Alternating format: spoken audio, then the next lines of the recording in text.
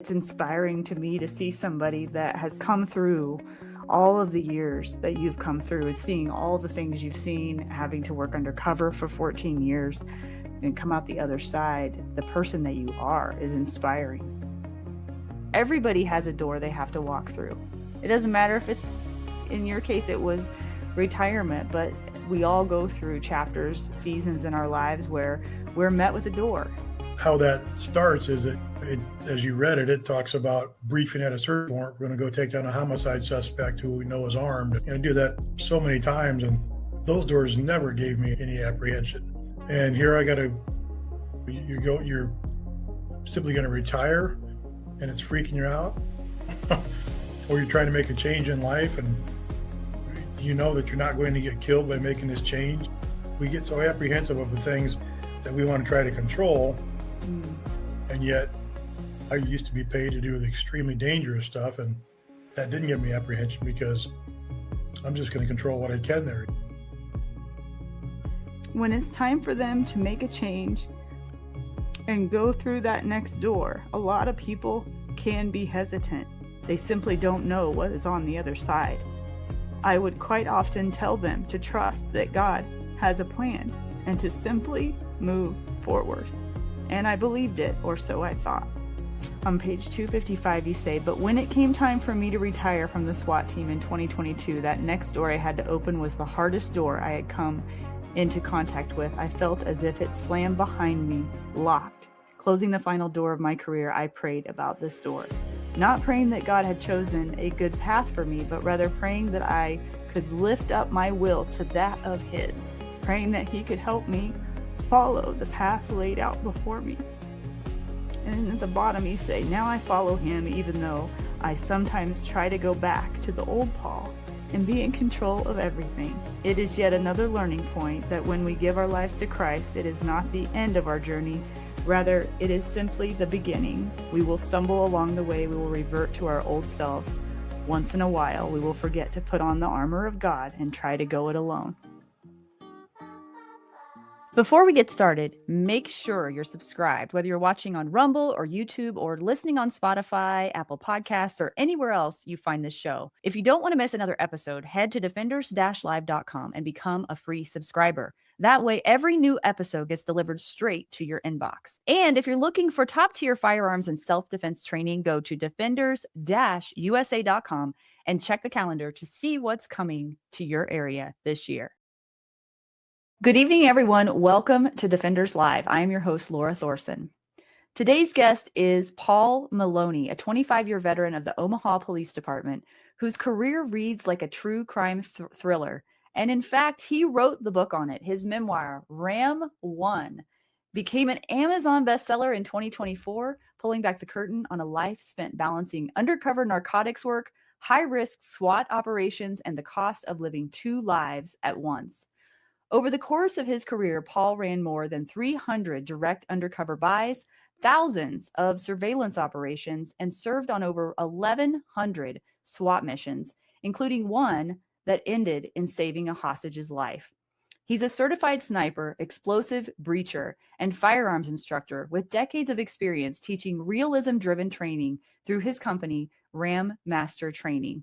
Paul joins us today to talk about the lessons, sacrifices, and insights forged in the crucible of America's toughest law enforcement work.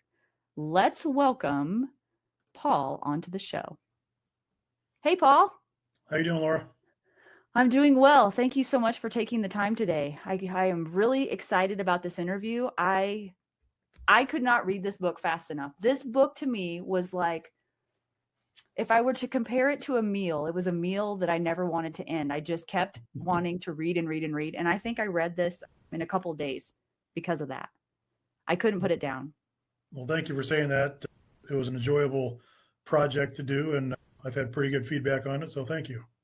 Yeah, it is. It's really amazing how detailed you were in some of the descriptions. I felt like I was like writing alongside you in some of these stories. And some of these are just unbelievable and so well written.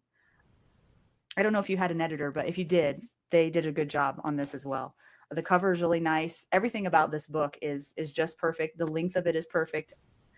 But I want to dig into a few things, actually a lot of things.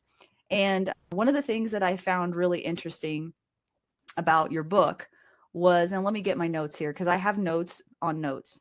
I'm just going to put them over here on this other screen because there are portions of this book I want to read today, little portions of it written in your own words. And the first part is how do I want to say it?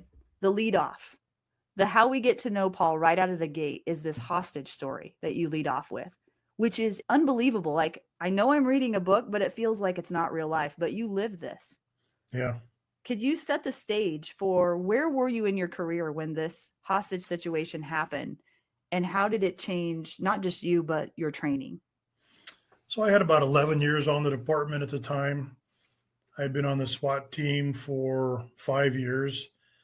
I've been training like a madman during that entire time frame. I was currently assigned to the narcotics unit on our evening shift. So already kind of living a double life, the laid back life of a narcotics guy, and then the other side of being SWAT, go, go, go all the time. Mm.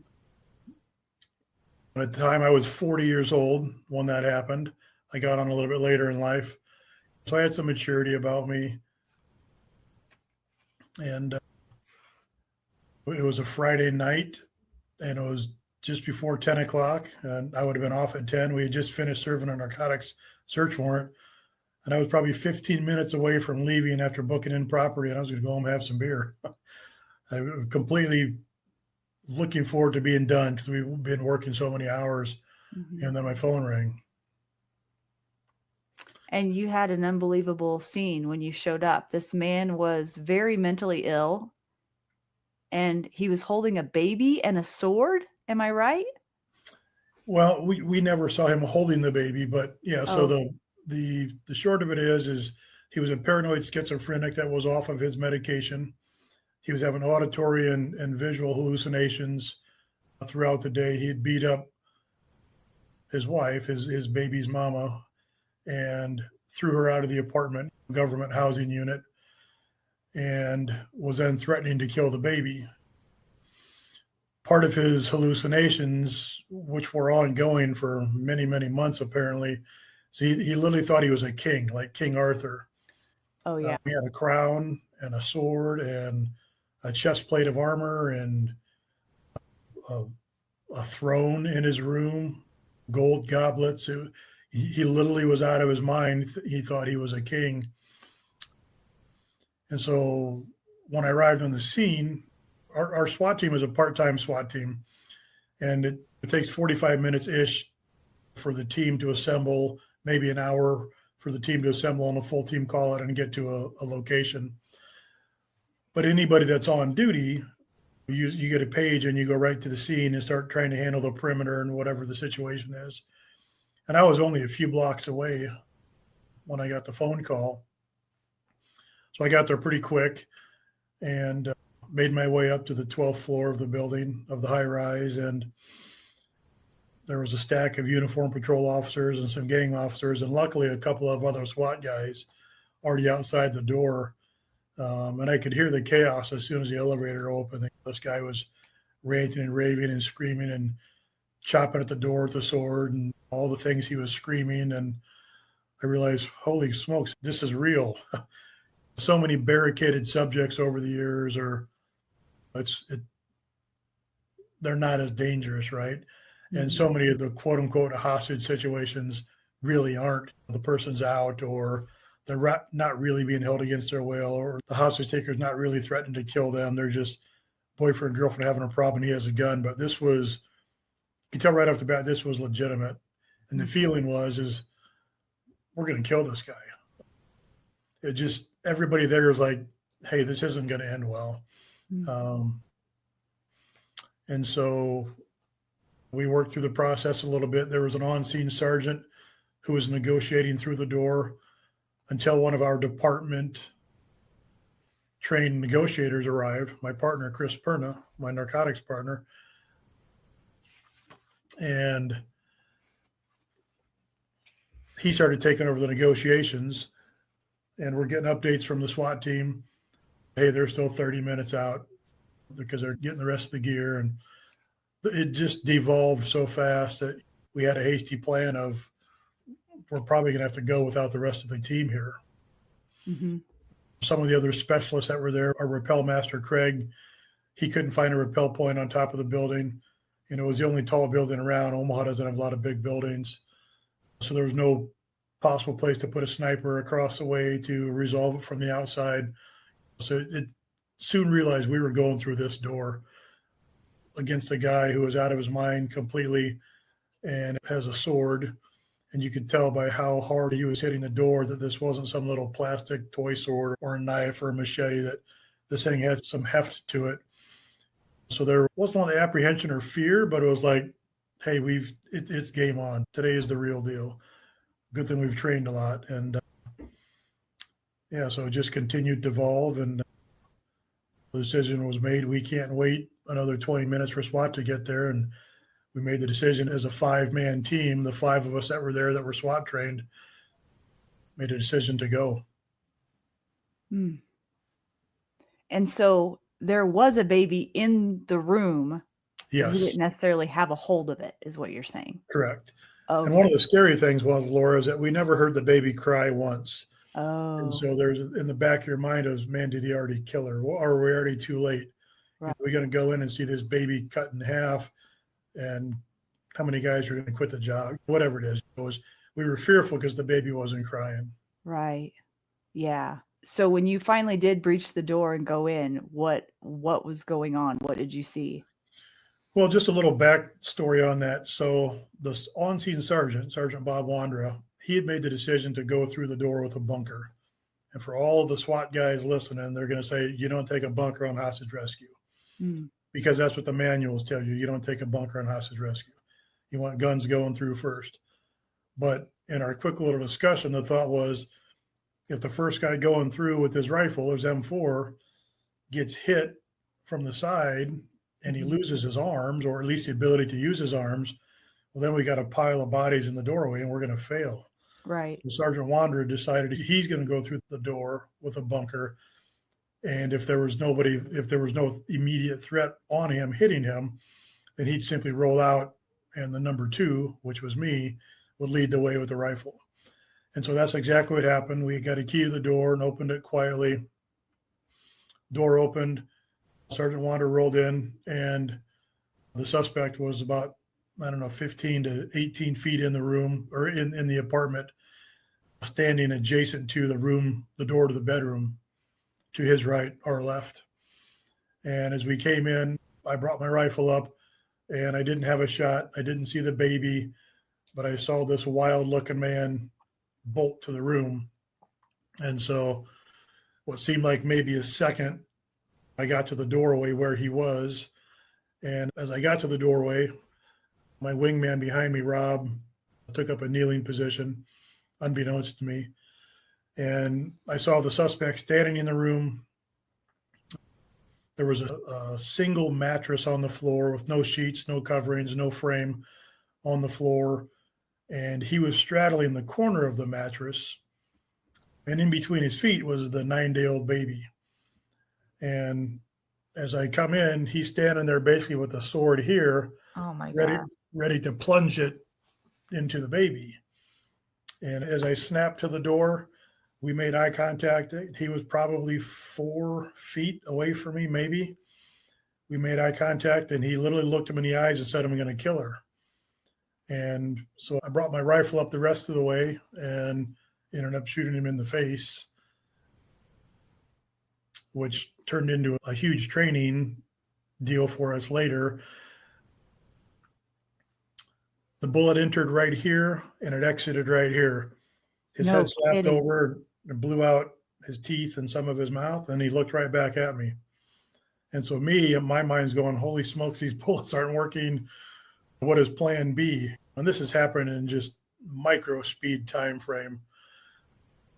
I dropped my sights down and figured they're not working on his head, so I'll just start shooting him in the body so he doesn't kill the baby. And I shot him once, basically in the kind of just below his nipple.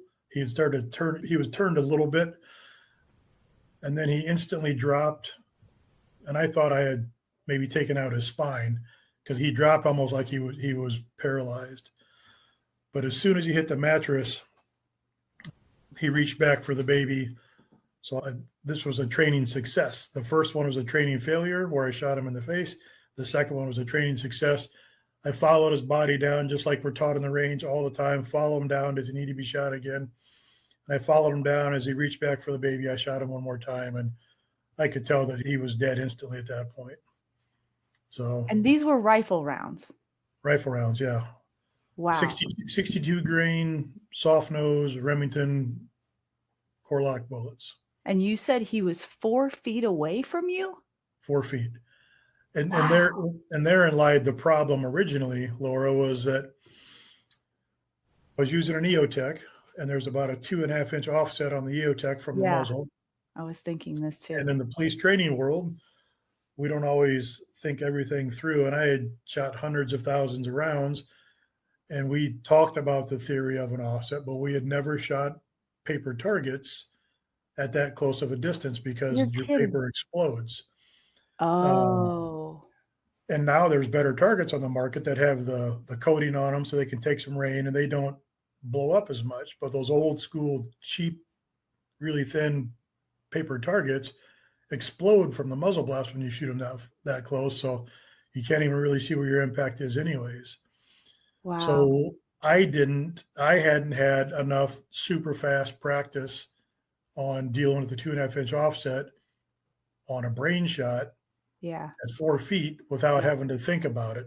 Right. So as I brought my EOTech up, my dot came up to where it probably should have been, the hairline. And I told myself in a microsecond, you're too high, bring it down. So I brought it down between the eyes. So your first instinct was right then. And literally, as I squeezed the trigger, even as the bullet's just exploding, I told myself, damn it, you're too low. Because I then knew my impact was going to be low, and that's when it hit him here. Wow.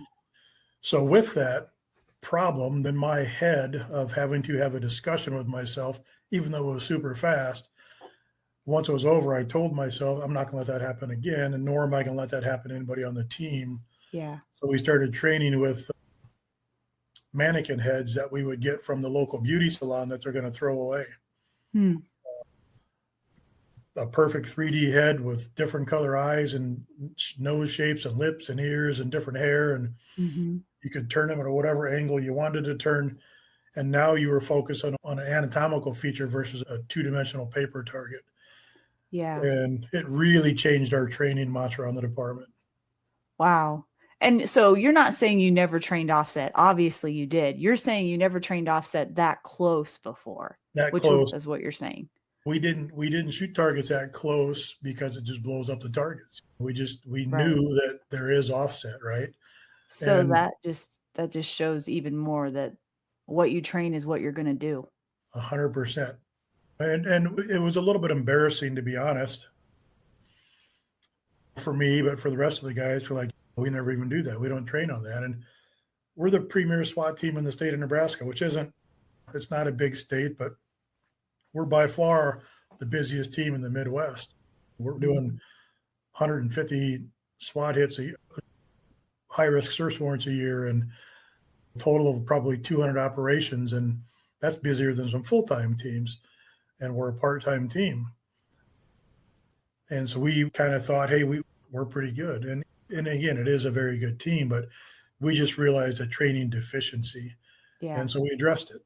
Yeah. Well, that's the only thing you can do at that point, right? I mean, make sure it doesn't happen again. And you still did what you were supposed to do. I assume the baby was okay. Baby was alive.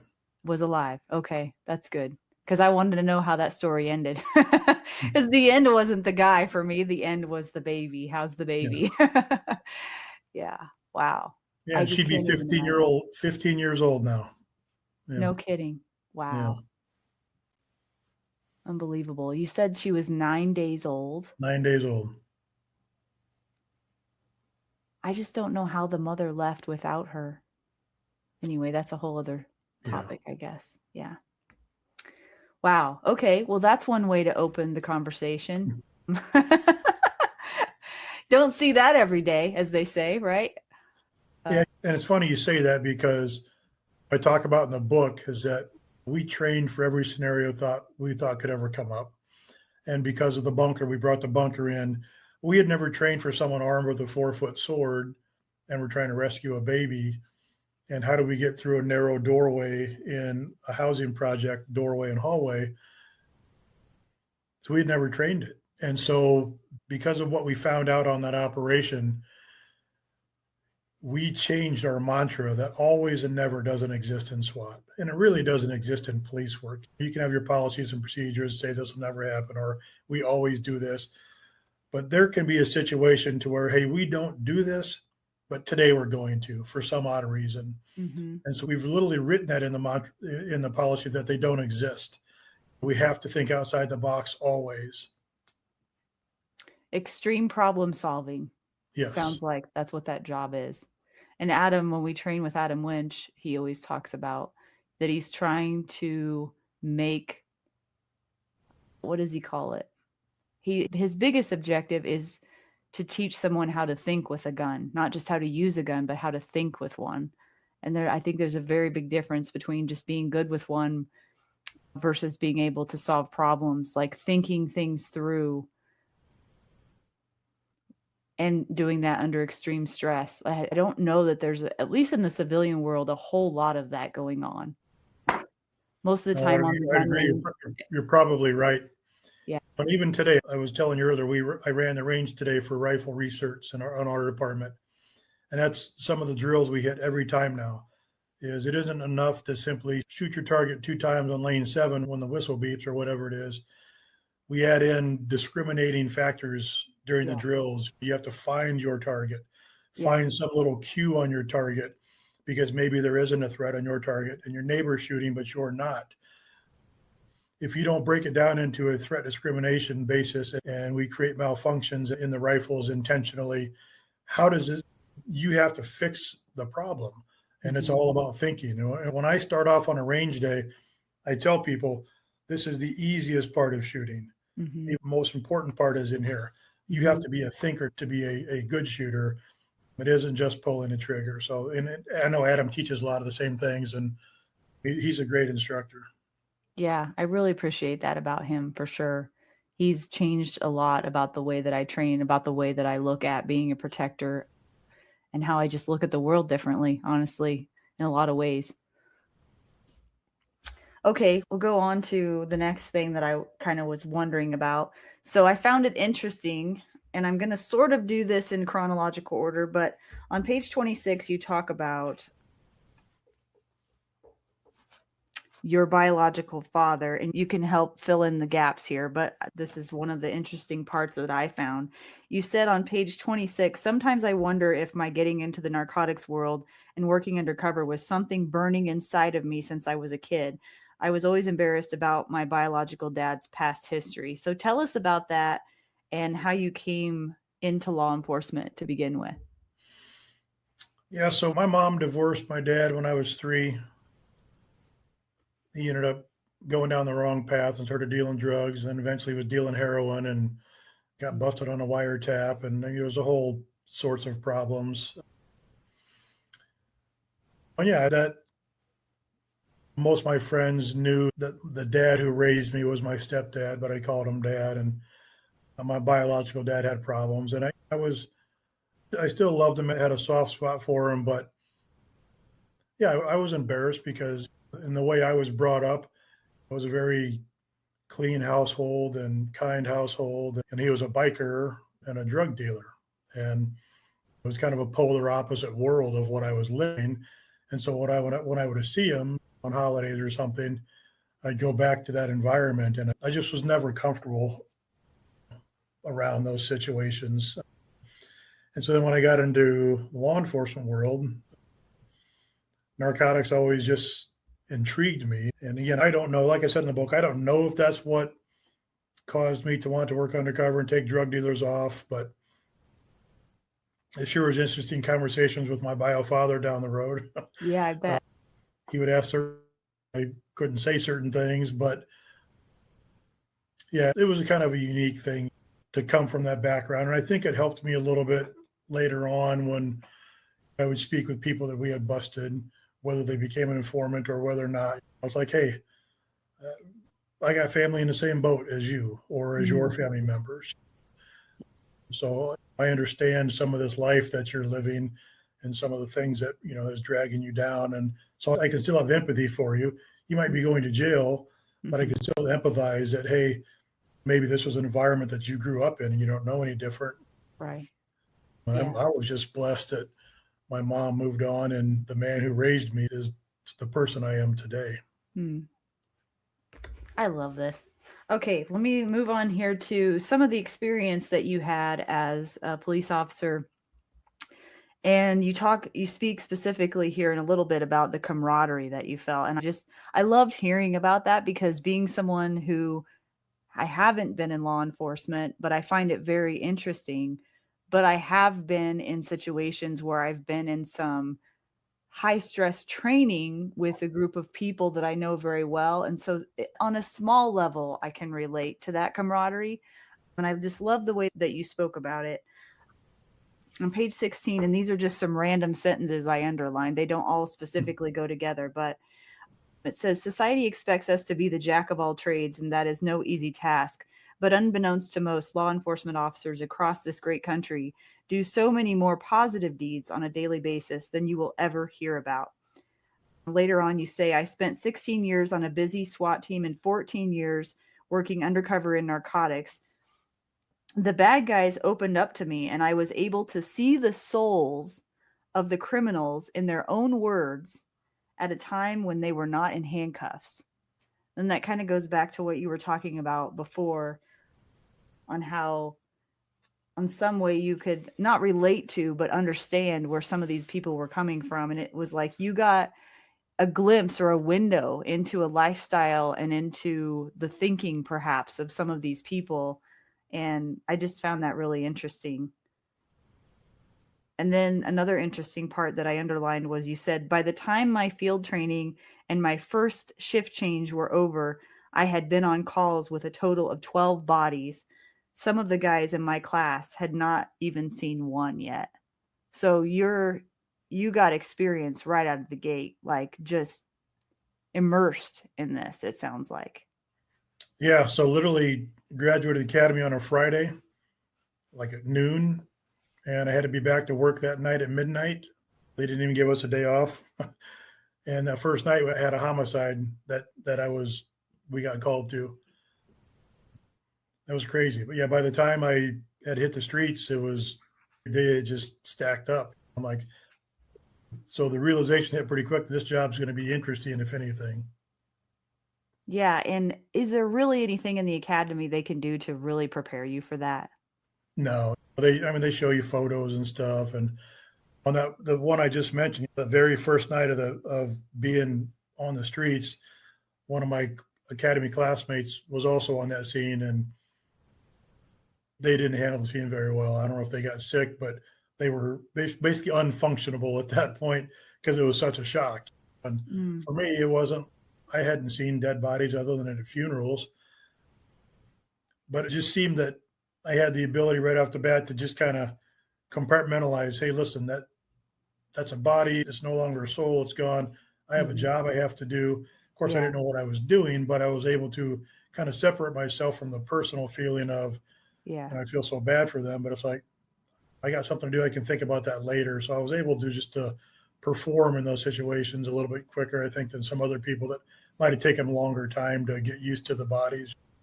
And does that just depend on the person? Because I don't know if I know over time, maybe that could be trainable through exposure, but is there just something in a person that's able to do that easier in some than others, do you think? Yeah, I think so. People are cut differently. Yeah. But I think if you can, and I didn't know this then, but I've talked with some of my old bosses about it. They made the comment that, if you're a believer, that no matter what, that the soul is gone out of that body at that point. So now it's just an object. The person, the human that was in that is gone anyways. So it's just time to do your job and move forward and deal with the other stuff later. Yeah, that makes sense. We'll dig into that a little bit later in the interview. I have specific questions for that. Speaking to the camaraderie, I found this to be interesting. So on page 58, see, if you guys had the book, you could follow along with me. So when you get the book, you can go back and watch this interview, and then we'll refer to all the page numbers here. On 58, and these are just a bunch of random passages I have underlined, but somewhat go together. On SWAT, the primary focus for the senior guys is getting the new guys up to speed ASAP, sharing of knowledge. No one person's individual needs are more important than the needs of the other teammates and the team itself. After my 16-year ride on SWAT, I will tell you this: I feel sorry for people who have not had the experience of being part of something that is bigger than yourself. And then you were talking about being on a team, like, and how you get to know the guys on your team, and where you trust the person next to you and you trust their decisions without question. You say, and you can recognize him when it's dark simply by his body shape or gait when walking, or even his smell. Like, that is a level of knowing someone that most people don't get to, other than like maybe with a spouse. And you said that level of intimate camaraderie is second to none, in my opinion. There are simply experiences that the corporate world does not offer. Military units and SWAT teams, that is about it for the closeness I am speaking of. There's like nothing else in your mind that compares to that type of camaraderie. No, I don't. I go on to say there that even like a professional football team or a professional basketball team, those guys are unbelievable athletes, and they work their tails off. Absolutely. And they need to work together as a team. But at the same time, nobody's getting killed on a basketball court or a football field unless they have a medical issue, right? Nobody is saving somebody else's life or having their life saved, or so it just takes it to a whole different level. And I'm not deriding them for that. Mm-hmm. It's just different. When your life's in somebody else's hands and you have unquestionable faith that they're going to do what they're supposed to do to protect you and the other guys, it's just an unbelievable thing. And of all the things I miss from being retired, it's that. Mm.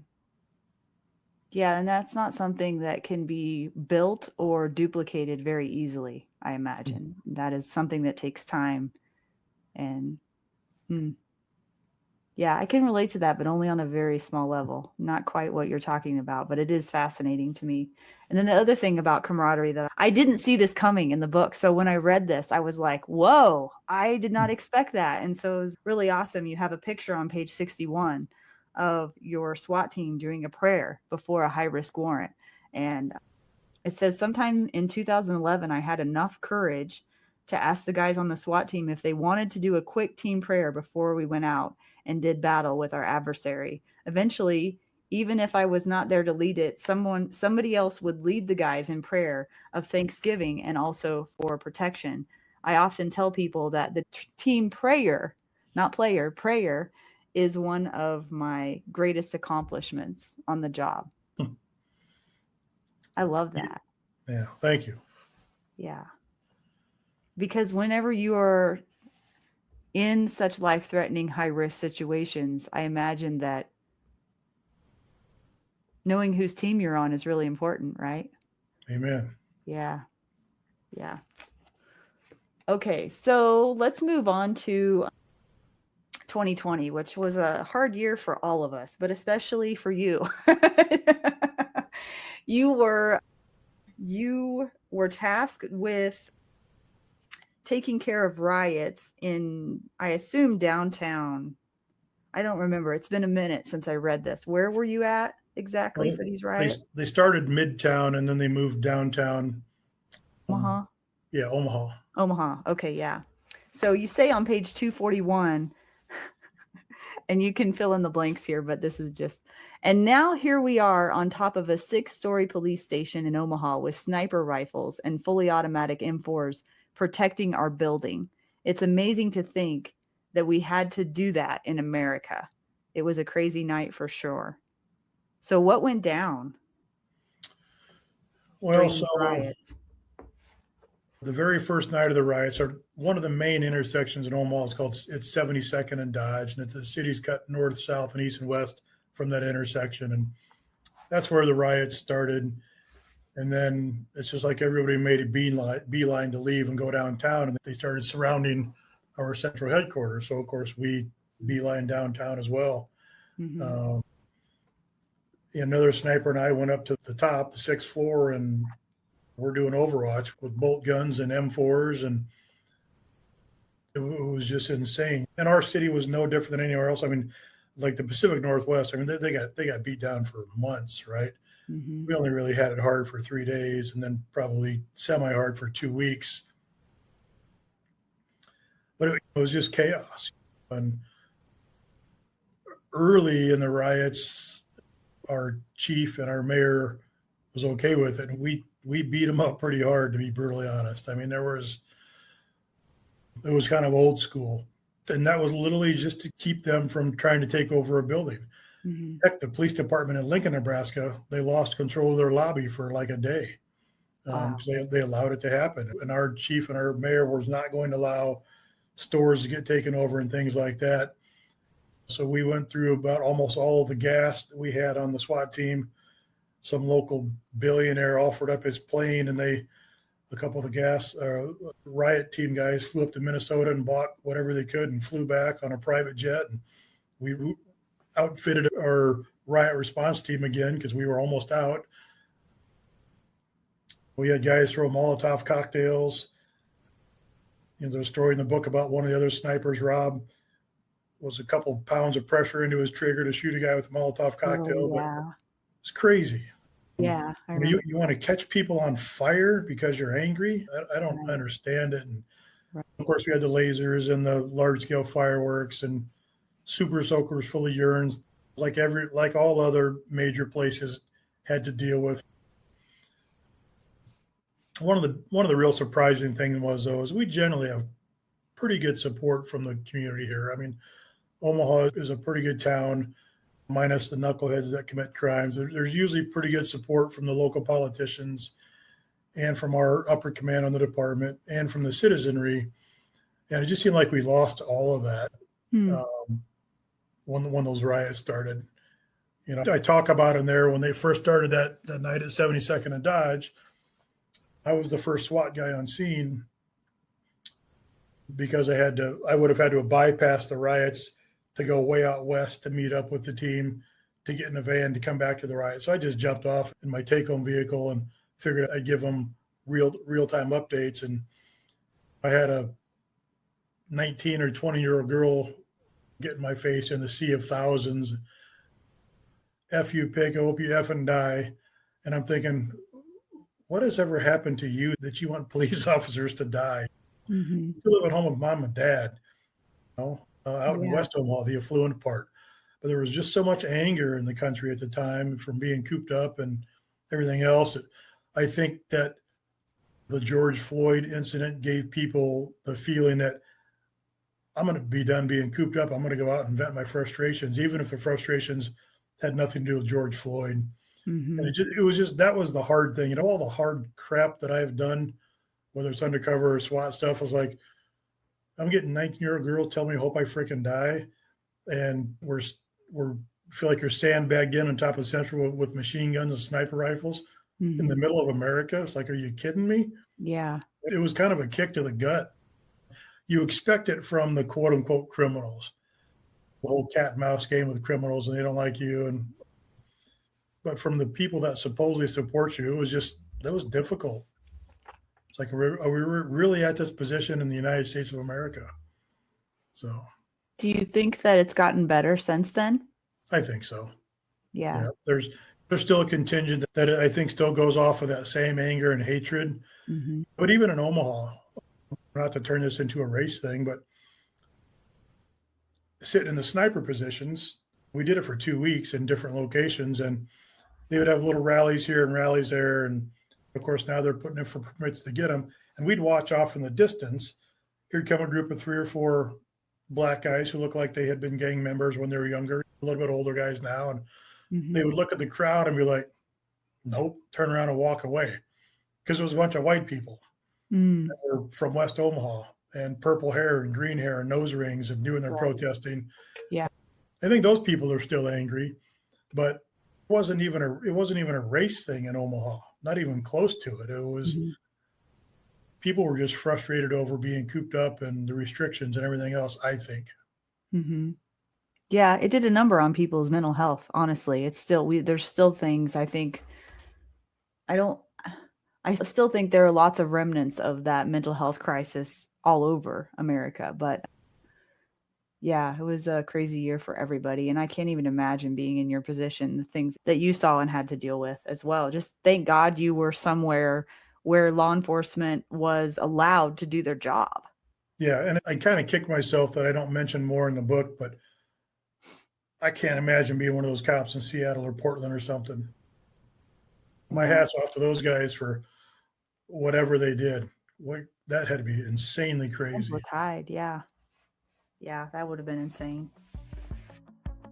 If you've been listening to Defenders Live and something in you knows it's time to go deeper, not just in your training, but in your life, become a paid subscriber of Defenders Live. Each month we meet for a live group call, having real conversations about physical growth, emotional discipline, and spiritual strength. You'll be part of a growing community of people just like you, committed to becoming true defenders of life and of their families. This isn't about being perfect. It's about showing up, doing the work, and not doing it alone. So go to defenders-live.com and become a paid subscriber and take your next step for becoming the kind of defender this world desperately needs. So let's see. I'm going to talk about your undercover work here in a minute, but first I want to talk about someone I'm very curious about. Her name is Edie, and you mentioned her in your book in a couple different places. First on page 73. And you're going to have to fill in the blanks on this too, but the part that I have underlined is Edie was a newer officer on the crew. She would become one of my all-time favorite cops to work with. Did you call her Ed or Ed? Ed. You called her Ed. Okay. Ed was, as we called her, was one tough lady, smart, dedicated, and somebody that I trusted to have my back in a gunfight. And I think you might have said more about her over here.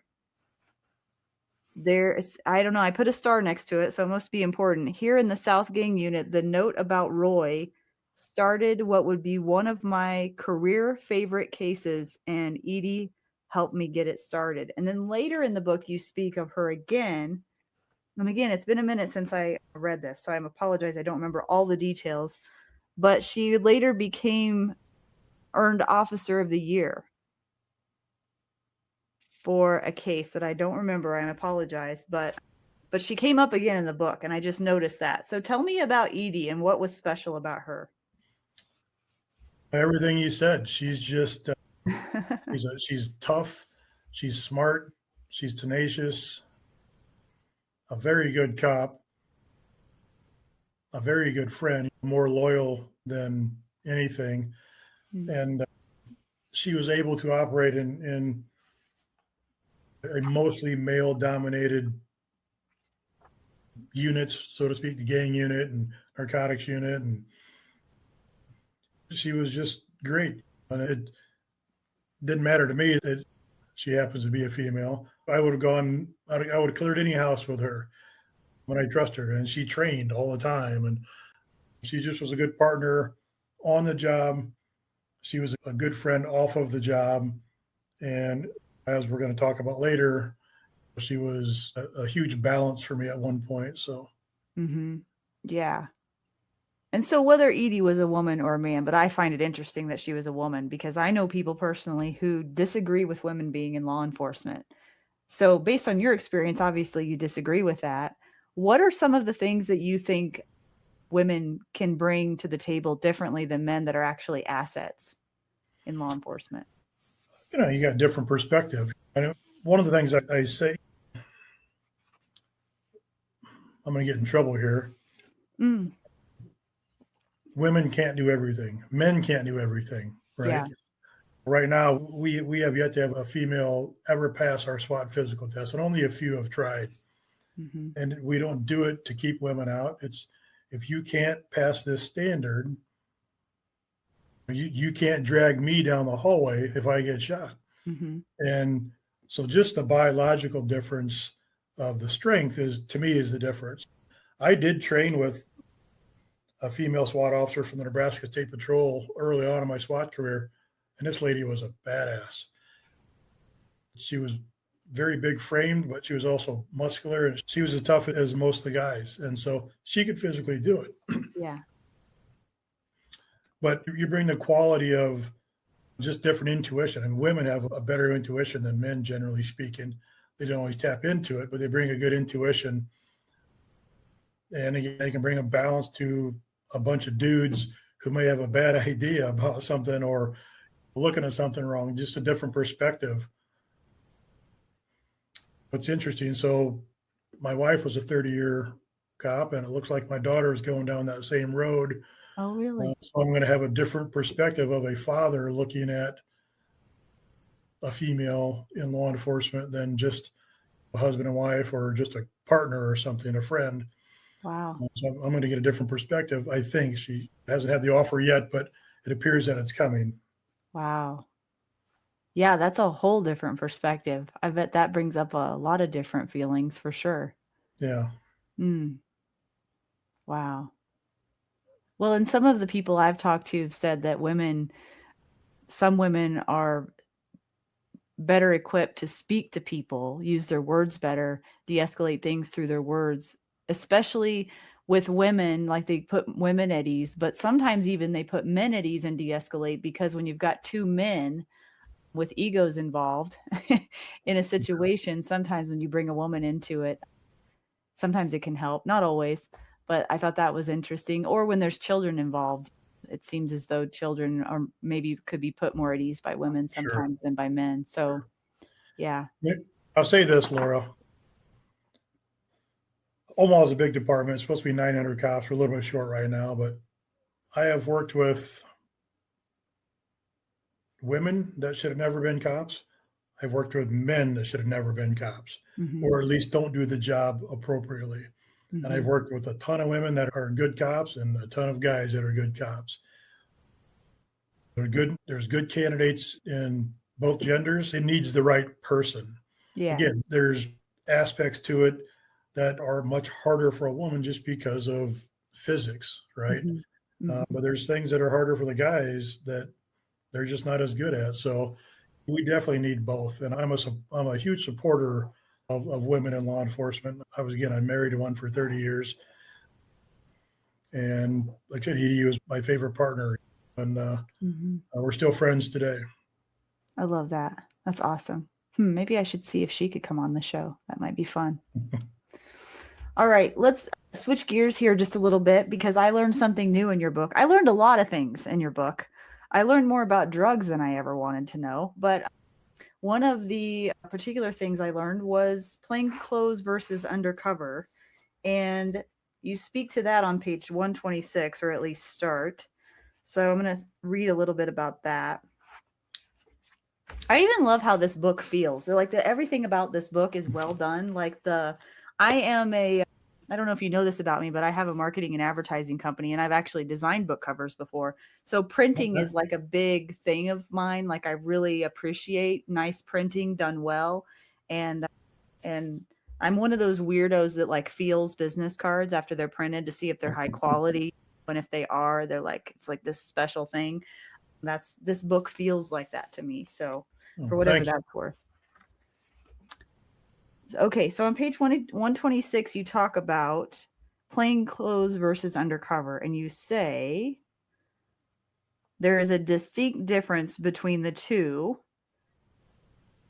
A plainclothes might look like an undercover, but that is not undercover. It's plainclothes. Plainclothes officers are in an important position, and they are the people who assist the undercover officers, but they are not undercover themselves. There are very few true undercover officers in any given department or agency. Working undercover is not easy. It's a 24/7 job. That means responding to messages or calls even when you're off duty. And you speak a little bit to how you really have to learn how to play people. I would say manipulate, honestly. But you have to do it in a long-term way, not in a short-term way. And you got to play the long game, it sounds like. And let's see, I'm on page 128. Okay. And then you said eventually working undercover became much easier. It became second nature to cozy up to the bad guys. Sometimes I had to play tough. Sometimes I had to be a pushover. Sometimes I had to play dumb if questioned about things. I found a way to control the situation, but at the same time, let them think that they were calling the shots. Mostly, I controlled the situation by letting them know that I had a job and selling meth was a side gig for me. So when you were undercover, that was you were you pretended to be a construction worker, I think, right? Correct. Yeah. And you definitely look the part. You have a picture on page 129. You would have fooled me for sure. I mean, the Carhartt jacket, the dirty Carhartt looks pretty legit right there. And you talked about how you staged your vehicle so that you could cover your tracks if someone asked questions or just so that everything looked totally legit. Like you went the extra mile. Yeah, it's. I learned obviously it didn't. I didn't do that at first, Oh. but I did. It went the extra mile. And guys used to tease me about all the props, as they call it, all the cones and construction helmets and plans in the window and stuff like that. And but I just kept learning more and more. And I talk in there about probably the smartest thing I ever did in the undercover world is after I'd arrested someone, you're their lifeline, because if they're gonna flip and work for you, then they may stay out. Mm-hmm. But so they'll be pretty honest with you. And so I would ask, hey, what about me did you believe and what didn't you believe? And so I started weeding out all of the didn't believes pretty fast. And I just got more comfortable in just being a character that was nobody. I didn't have to have a long backstory of who I was. I just needed to be a construction dude, and that's it. Because it was smooth for me. But yeah, I completely went the extra mile, and I would write up proposals to like replace a driveway and have that in my sun visor. Sometimes I write it up a couple hours before the deal, so like the date and everything is correct and addresses that I knew. And if someone questioned me, I can say, well, here's what I do. Here's where I'm going next. And I literally had a guy try to call BS on me and say, you're not a concrete dude. And so I just basically looked at him weird, and I gave him the bid sheet that I just filled out with an address and estimates and prices and measurements. And I basically told him to F off. If he didn't want my money, then go away. And he looks at it, he's like, huh, crap, I guess you do concrete. So he gave it back, and next day I bought dope from him, and I found out later that he was a prior informant for a county that surrounds us. So he knew the game, and he was just trying to cover his tracks. And I was still able to beat him because I was simply prepared. Not that because I'm awesome, but I was prepared with the things that if I get questioned, I can't just try to change the subject. Mm-hmm. I would have extra stuff there to make it look real. And you had 14 years of experience at that. Yeah. Did you ever lose track of who you were? Like where you started and where you ended and where this other guy started and ended? Do you know what I mean? Yeah, it's kind of a loaded question. Do we want to talk about it? I don't know. You tell me. It's the cover of the book. Yeah, I did kind of lose my way for a while. But it's not like in the movies where I got so deep undercover that I was doing criminal stuff and hanging out with the bad guys. Not in the least. Where I lost my way, Laura, was I was working so much, literally sometimes 18, 20 hours a day. And then if I got off late, super late, and had to be up in the morning for SWAT, I would just sleep in my truck in the parking lot or sleep on an old ratty couch in the basement of our SWAT office. Because I was going, we'd have to do a 6 a.m. brief for a warrant. I was working until 3 a.m. the night before.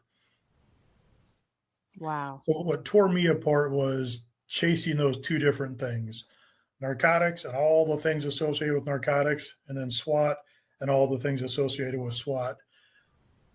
And those are kind of two divergent tasks, really. You're supposed to be locked on all the time, and this hut SWAT guy and tactical and your typical SWAT guy looking dude. And then you're supposed to be this undercover over here who is laissez-faire about stuff and just handles things differently. And I was trying to do both of them the best as I could.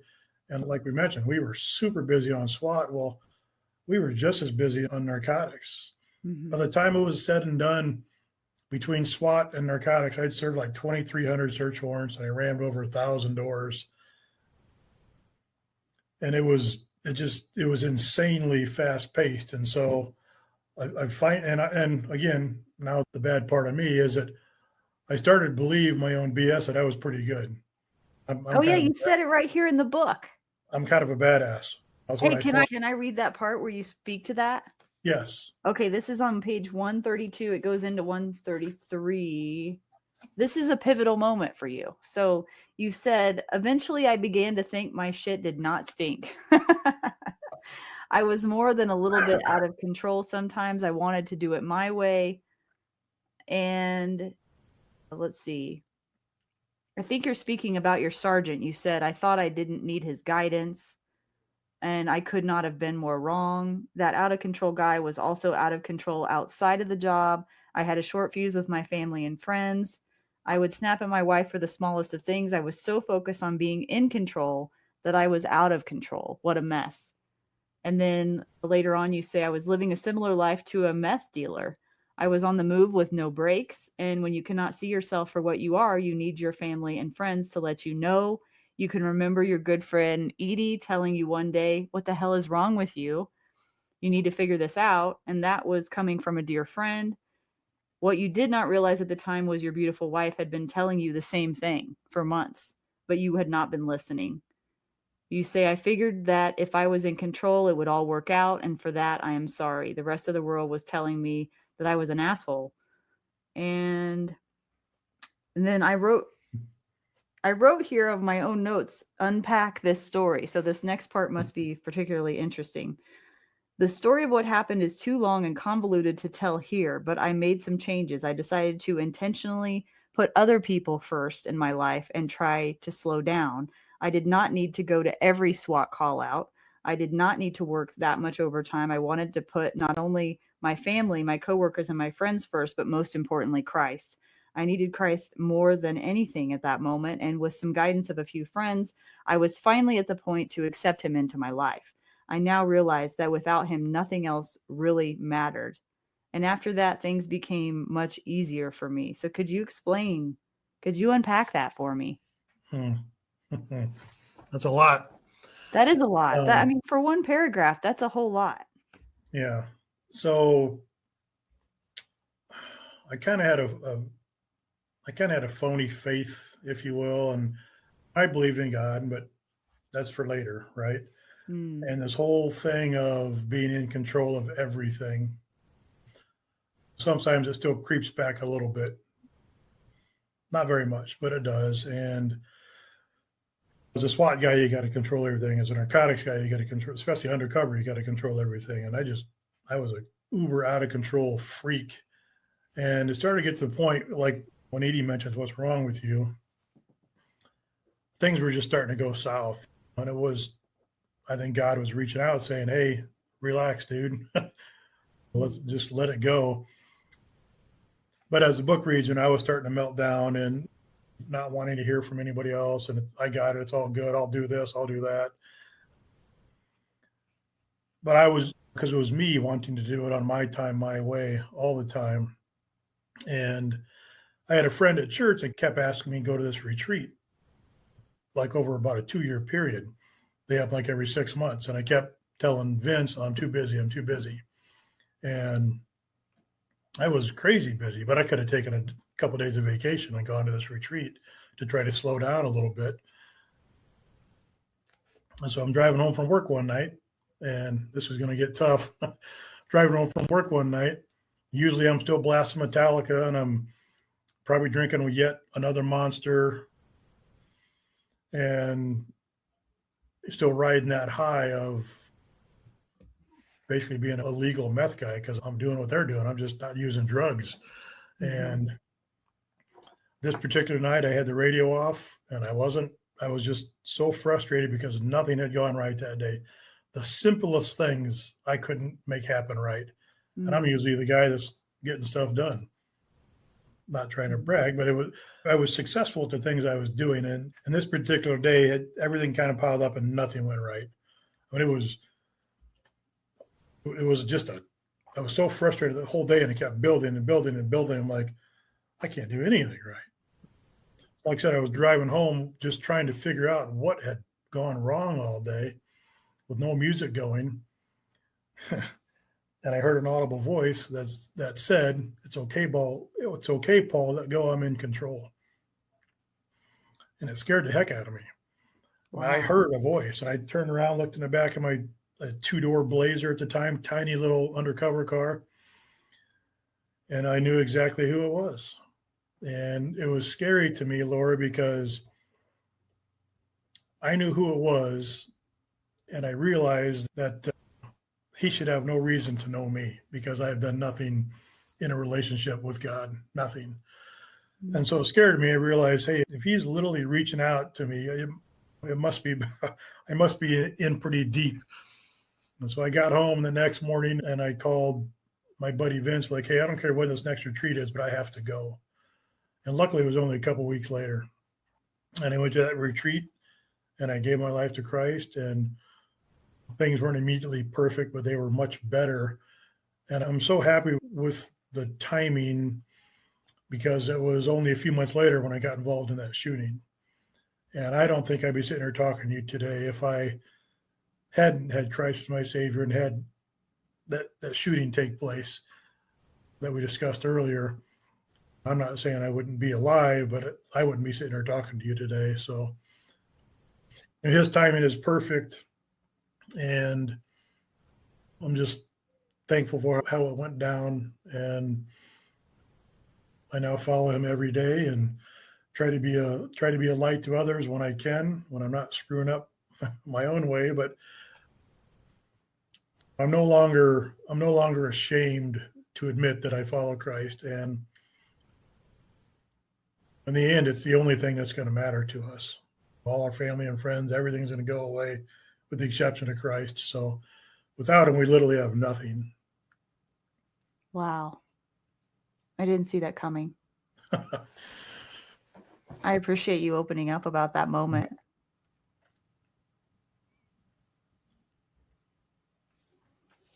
I've given that witness dozens of times, so it's not that hard. It just, I get emotional, not because I'm sad or sappy. Is it every time I get emotional about it, it's simply because I can't thank him enough for, he had quit waiting on me and like, hey, smack me across the face. I need to get your attention before something really bad happens. And so I'm just so thankful for that. Yeah. And people can believe me or disbelieve me all they want. I know what I heard. He works in his own ways, in his own times, and I'm completely cool with that. Yeah, I know what you mean. I'm just soaking it in. Because I can relate to, on a small level, the feeling of having to be in control all the time and the honest illusion that I think that I am. Which is just madness in and of itself because it's just not true at all. And I've been dealing with that myself lately. So, and then what I wrote down while you were speaking to leading up to your experience, where you said that you were having a hard time slowing down and losing control. My question was, what were you so afraid of? Like, why couldn't you slow down? What were you, if you slowed down or you were out of control, what did that mean? I don't even know. I don't think anybody's ever asked me that before. I don't know if I was afraid of something or it's just, I just wanted more. I honestly don't know. Really? I wanted to be the greatest undercover dude around. I don't know what was driving me. I just loved it so much. And the sad part is that I didn't realize how much I was missing of other things being gone so much. Yeah, and it's probably not an overnight thing. It's a slow thing that you probably slowly lose sight over time of the most important things and get really tunnel visioned. And so, yeah.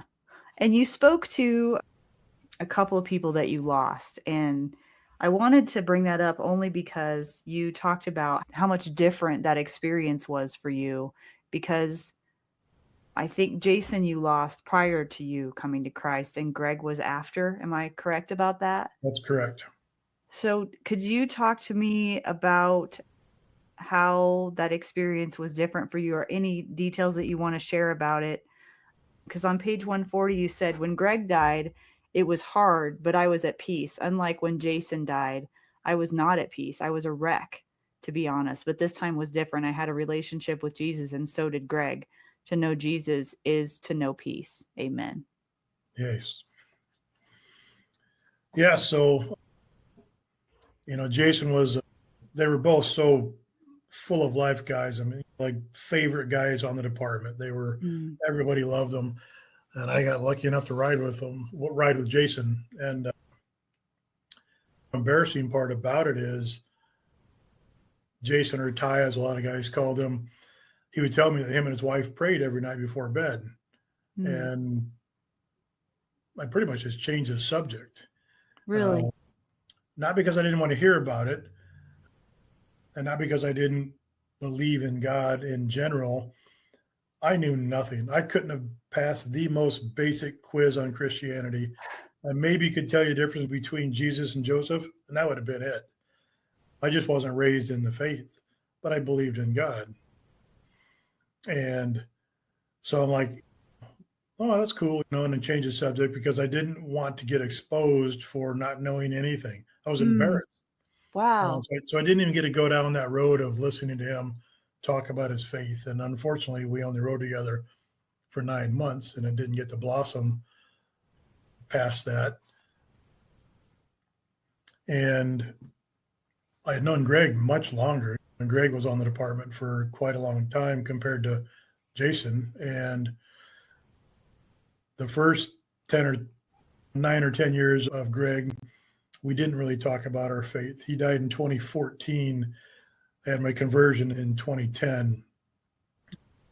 But those last 3 years, that literally turned into the lion's share of our conversations, or at least part of every conversation. So we both knew each other was very confident in our salvation. And so Jason's death was abrupt, got shot and killed. Greg's death was not as abrupt, but it still went pretty quick, just a couple of days. And the entire time that he was dying, people still thought he was going to make it. And I told my boss, I said, Greg's not going to live. He's going to die. He's like, well, the doctors aren't saying that. I'm like, telling you, the guy's going to die. I know it in my heart of hearts. I literally think that God had put on my heart that, hey, you need to be strong this time. And that's in effect what happened. I ended up being named the department liaison for his widow.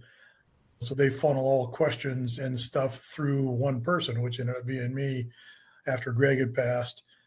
So the widows aren't getting bombarded by 50 people calling about this and calling about that and benefits and funeral and stuff. So if they would have asked me to be the department liaison when Jason was killed, I couldn't have done it. But I gladly accepted that for Greg. And I just was at peace because I knew that he had finished his race, and he basically gets to go meet Jesus. So a little bit of jealousy, in a semi-jokingly way, but it's it literally goes back to the comment, to know Jesus is to know peace. And I didn't know him before, and I was an absolute wreck when Jason was killed, and I almost quit the job. I had another job lined up. Really? And I'm so glad I didn't quit and take that job. Yes. Wow. It is really interesting, the timing of all of the things you speak about. Yeah, that's because it's his timing. I know. His timing is perfect. Yeah. And how long have you been retired? So I retired from full-time work in spring of 2022, but just under a year later, I came back and I've been working as a part-time firearms and tactics instructor for the last 2.5 years. Okay. But that's still pretty current. Yeah. It hasn't been that long ago. No. Wow. Yeah, I left a little bit early. I had so many surgeries, multiple rotator cuff surgeries, multiple knee surgeries. My body was just so broke down from SWAT. From the RAM, from being the breacher, right? Yes, that's a huge part of it. And my longtime boss, 18 of my 23 years full-time, my boss and my mentor and my guide on the department was retiring after 30. And so I retired the same time he did. Oh, I see. So but at the time, I couldn't physically do the job. I was on limited duty from my second rotator cuff surgery. Wow. And I was just sitting behind a desk. And it probably took me a whole nother year, so almost a 2-year stint of not being able to do anything. I couldn't have been in work narcotics and helped one of my teammates out in a fight if it happened, because my shoulders were so destroyed that it's like, I'm not really a cop anyways. So when he retired, I just left. Well, that's a perfect lead in to the last thing I wanted to talk to you about on my list, which is on page 255, which is one of the most impactful statements of your book for me. I'm going to get teary-eyed just even thinking about it, and I haven't even read it yet. Let me find it here.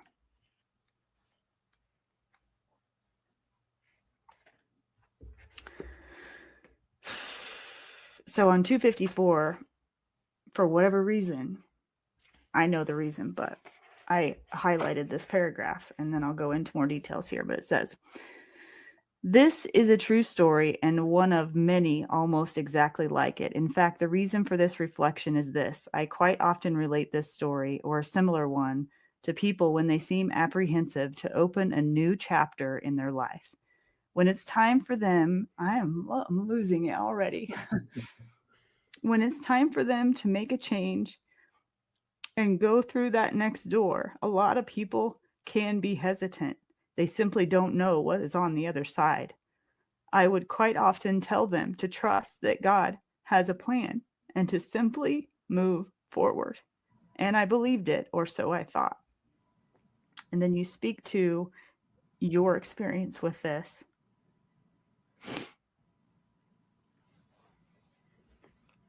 On page 255, you say, but when it came time for me to retire from the SWAT team in 2022, that next door I had to open was the hardest door I had come into contact with. I felt as if it slammed behind me, locked, no going back. I also felt like it was a door to nowhere, like walking into a massive, dark, empty room.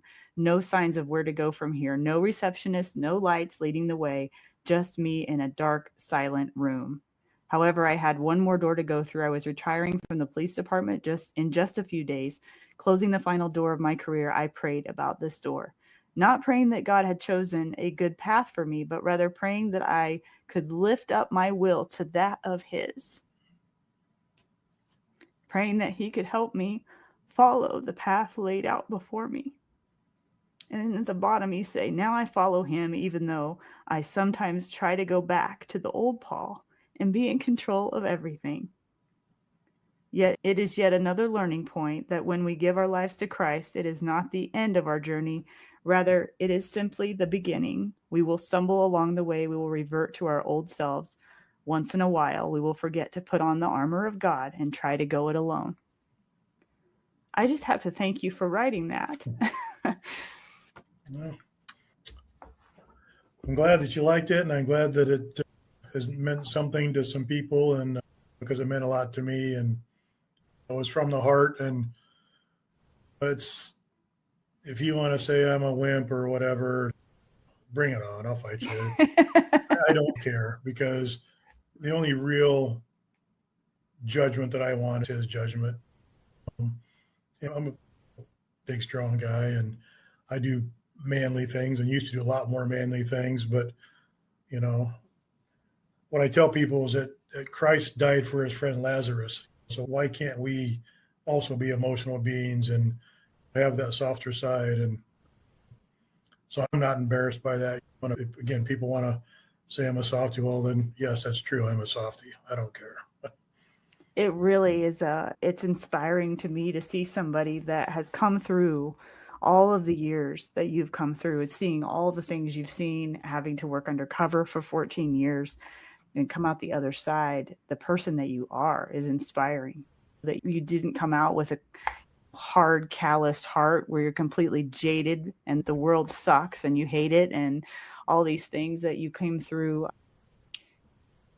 I keep saying on the right team, but with Jesus by your side, knowing like what's actually most important in life. And that is really inspiring. Yeah. Well, So that just proves it can be done. yes. If this guy can do it, so can Yeah. anybody It's like else. not everybody that goes through that goes through the meat grinder, comes out completely hopeless and without hope. But what I can relate to in this is like everybody has a door they have to walk through. It doesn't matter if it's, in your case, it was retirement, but we all go through chapters, seasons in our lives where we're met with a door. And Yeah, it's like 100%. Yeah. And how that starts is as you read it, it talks about briefing at a search warrant. We're going to go take down a homicide suspect who we know is armed. I do that so many times, and those doors never gave me any apprehension. And here you're simply going to retire, and it's freaking you out, or you're trying to make a change in life, and you know that you're not going to get killed by making this change.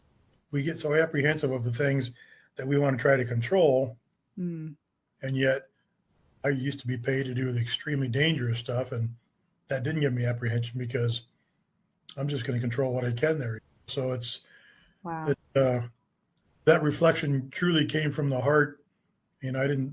I just sat down at the computer. I had like 3 or 4 days left on the job, and I'm like, well, I'm going to lose this access. And I thought, I've been really thinking about this. Let me just start typing, and it just came out. Yeah. So the analogy of the doors. Yeah, that is a perfect analogy for your career and for so many people reading this that haven't been in law enforcement but can relate to. That's really just the human experience. It's like, yes. Yeah. Yeah. And it's so funny that the timing of this interview, because even this morning I spoke about it's the same thing. It's about a door being in front of you. And I spoke about how hard it was for me, because I don't know why, but in my community, I have a channel where through Defenders Live and through my social media, I really work to inspire people to show up, because for me, I think that's the hardest thing for people to do sometimes. Like if they're looking to be more healthy in their life, whether they've got fitness goals or they've got nutrition goals, or they just want to feel better about themselves, any of that stuff, you can put this on multiple levels, right? On what goals are. But for so many people, just like they get to the doorway and they don't walk through it. And I struggle with that this morning, just showing up. So I just made a video and I was just like, hey, today was hard for me to show up. I'm like sitting there with my rifle, my handgun. I have this workout, this dry fire that I must do. And I'm getting ready for this competition. And I know that I need to do it, but I'm like this mental thing of like trying to talk myself out of it or justify it away or make excuses and all this stuff. It's like, no, it's right there. Get over the threshold of the door and you'll be fine. And that's for a lot of people the hardest part. Because once you're through the threshold, it's like it's game on. Like you're in pure action at that point. And it's like, for me, I think one of the biggest things I've learned is when there's hesitation, if it's just because of me justifying or making excuses, the answer is always action. Yeah, I agree. Hesitation is bad in the SWAT world and in life. Mm-hmm. Yeah, for sure. So what did we not cover that do you think would be valuable to people just in their everyday lives based on your experience? Because there's so much to get from this book on so many different levels. Oh, gee. Well, thank you for saying that. We're all going to fail in something. Try again and set your goals high, and don't forget the moment that you're living in with the people that are in your life and that you love. And it's not my comment, but nobody was on their deathbed and stated, man, I wish I would have worked more. or I wish I would have. It's all about relationships, and I wish I would have got more time with my kids or my spouse or my friends or my parents. It's just, and then also trying to listen is what is his will and where is he wanting you to go. Mm. I think literally most people can say that, but do people actually pray that? If I'm not seeing where you want me, lead me, which is my daily deal at this point. What am I supposed to be doing? And if it's continuing to work part-time on the department, training the younger guys, I'll keep doing it. If he wants me somewhere else, I'm kind of obtuse sometimes, so you might have to smack me across the face and you know where that is. He knows that about you, though. That's my morning prayer.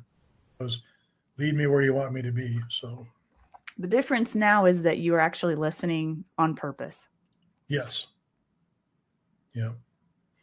I was not, and I was not listening probably on purpose for a big chunk of my life. Yeah. Well, that's for later. I don't want to hear that.